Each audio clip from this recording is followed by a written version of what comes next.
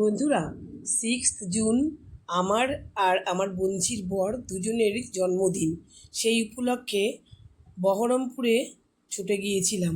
বহরমপুরে আমার দিদির মেয়ে জামাই ওরা থাকে চাকরি সূত্রে, আমার দিদিও সেখানে থাকে।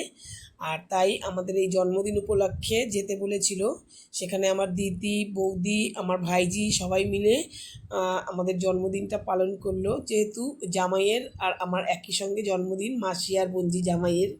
তো দেখো আয়োজন তো ভালোই করেছিল। দুপুরের খাওয়া দাওয়া, সকালের একেবারে লুচি তরকারি থেকে শুরু করে একেবারে, তারপরে দুপুরে খাওয়া দাওয়া সেরে নিয়েছিলাম। তারপরে সন্ধ্যাবেলা আমরা বহরমপুরে বেরিয়েছিলাম ঘুরতে। আর তখন মানে সন্ধ্যেবেলাতে আমরা এই ইন্ডিয়ান কফি হাউসে কফি খেতে গিয়েছিলাম।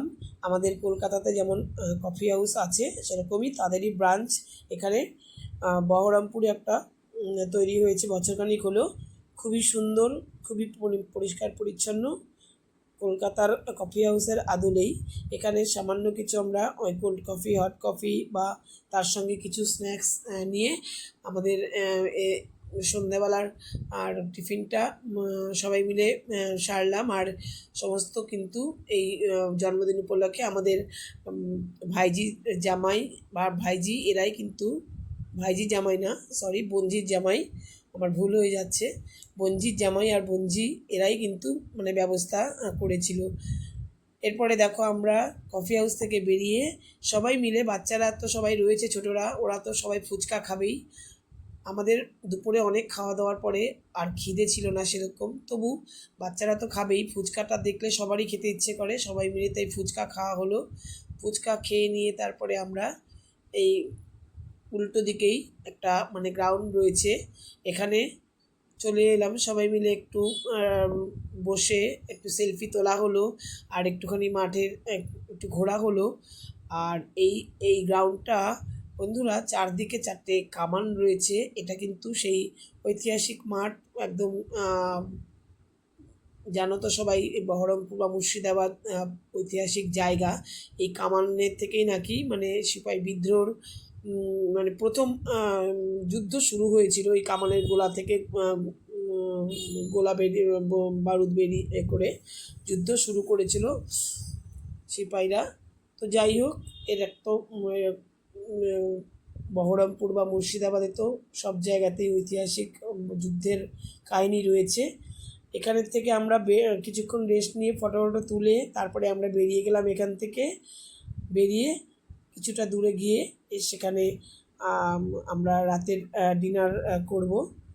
সবটাই আমাদের জামাইয়ের সৌজন্যেই করা হয়েছে। জামাইও আমাদের নিয়ে এই বহরমপুরের এই royal Bishnu hotel and restaurant এখানে আমাদেরকে খাওয়ানোর জন্য নিয়ে গিয়েছিল। তো এখানে আমরা সবাই মিলে গেলাম। আর দেখো বন্ধুরা, খাওয়াটা কোনো ব্যাপার না, একটা সবাই মিলে এই উপলক্ষে যে মিলিত হওয়া একসঙ্গে, এর যে আনন্দ, এটাই কিন্তু অনেকটাই বেশি, তাই না বলো? আজকালকার দিনে ব্যস্ততার যুগে কিন্তু সবাই মিলে একসাথে হওয়া হয় না। একটা কোনো উপলক্ষ করে সবাই মিলে একসাথে থাকা, খাওয়া, ঘোরা, হোক না দুদিনের জন্য, এটাই কিন্তু বেশি আনন্দের। তো আমরা এখানে সেকেন্ড ফ্লোরে আমরা লিফটে করে হোটেলের গেলাম। খুবই সুন্দর পরিচ্ছন্ন হোটেল আর রেস্টুরেন্ট, খুবই দেখতেই পাচ্ছ তোমরা। তারপরে এখানে খাবার দাবার আমাদের জামাই অর্ডার দিয়েছিল, সমস্ত কিছু মিলিয়ে আমরা খাওয়া দাওয়া করলাম রাতের ডিনার সবাই মিলে। আর এরপরে বন্ধুরা, আমরা কিন্তু পরের দিন মানে 7ই জুন আমরা মুর্শিদাবাদের হাজারদুয়ারি বা মুর্শিদাবাদের আমবাগান এগুলোও ঘুরেছি। সেই ভিডিওটাও তোমাদের সঙ্গে ছোট্ট করে শেয়ার করব। তোমরা কিন্তু প্লিজ দেখো, ভিডিও ভালো লাগবে। আশা করি আজকের ভিডিওটা তোমরা এনজয় করেছো, জন্মদিনের ভিডিওটি। আর তোমাদের সঙ্গে আজকেই আমি বাড়ি ফিরে তোমাদেরকে এই ভিডিওটা শেয়ার করলাম। এরপরে আবার রান্নাবান্না করে রান্নাবান্নার ভিডিও দেব। তোমরা এই ভিডিওটা দেখো, আশা করি তোমাদের সকলের ভালো লাগবে। সকলকে তোমাদের ধন্যবাদ জানাই আমার এই ছোট্ট ভিডিওটি দেখার জন্য।